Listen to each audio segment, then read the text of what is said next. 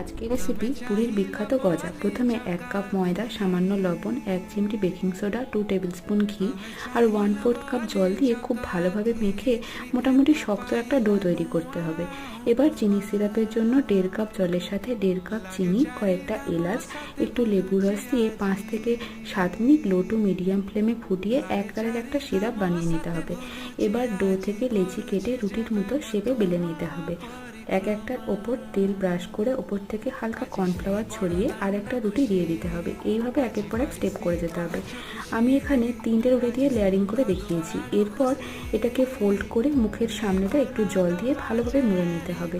এরপর ছোট ছোট করে কেটে হালকা বেলে এগুলোকে তৈরি করে দিতে হবে। এবার কড়াইতে সাদা তেল হালকা গরম হয়ে এলে গজাগুলো দিয়ে লো টু মিডিয়াম ফ্লেমে ব্রাউন করে ভেজে তুলে নিতে হবে। এগুলো এবার হালকা গরম চিনি সিরাপের মধ্যে দিয়ে তুলে নিলেই রেডি।